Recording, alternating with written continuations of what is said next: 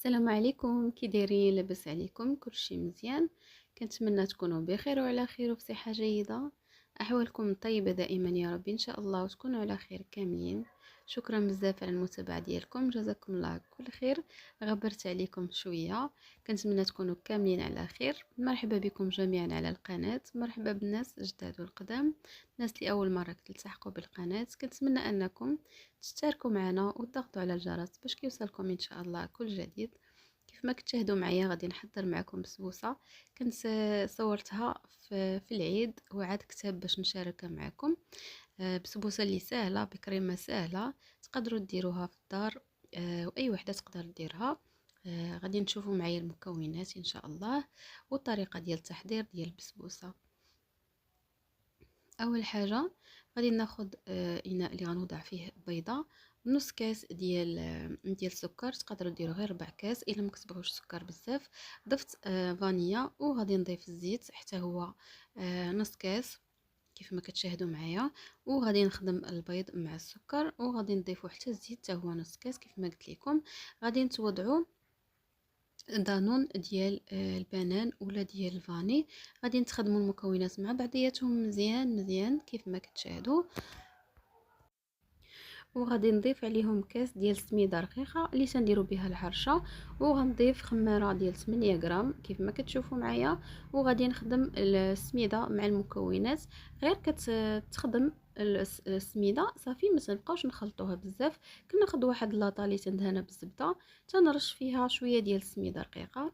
كنوضع الخليط في اللاطه وتنوضعو في الفرن. كطيب لينا البسبوسه من التحت ومن بعد غادي ننزلوها كطيب من الوجه ديالها.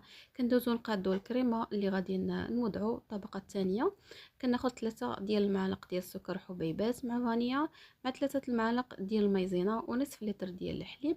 كنخلط الخليط مع بعضياته على البارد. هنا بعد ما طابت لينا البسبوسه من التحت ومن الوجه ديالها، كنرجع الكريمه اللي كنوضعها على النار. كنخليها كتبدا تعقد.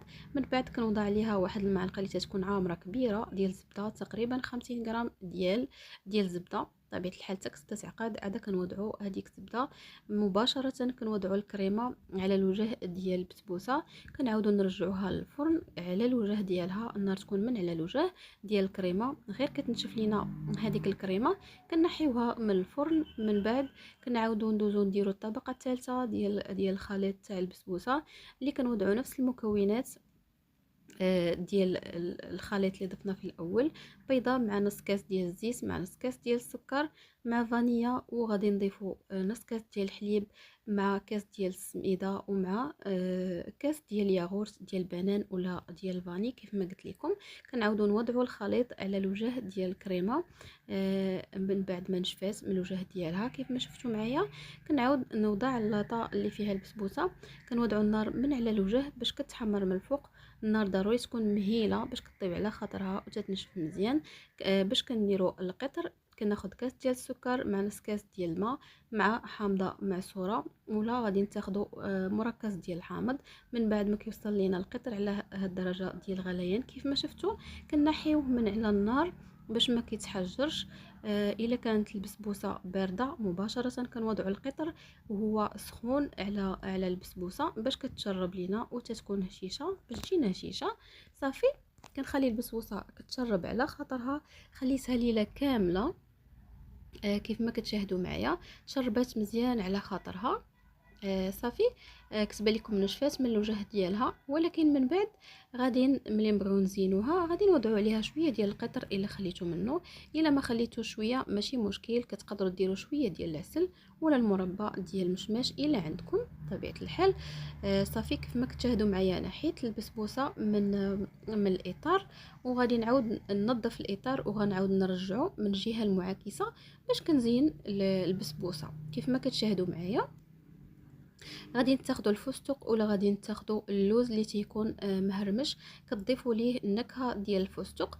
صافي كتحاولوا تخلطوه مزيان باش كيعطيكم لون اخضر، وهذيك النكهه ديال الفستق كتجي زوينه. صافي كتزينوا من الجوانب بالفستق. ومن بعد انا زينت هنا كيف ما كتشاهدوا معايا باللوز الشرائح حتى هو كذلك. وغادي نزينوا بشويه الورد كيبقى لكم تزيين اختياري بطبيعة الحال.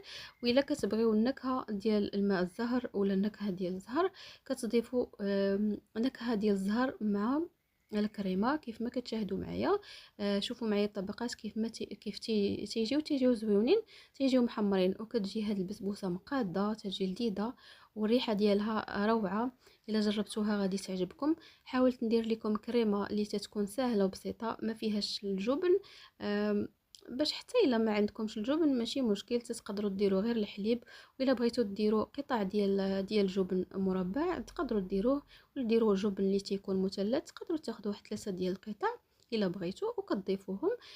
صافي كيبقى لكم الاختيار بطبيعه الحال.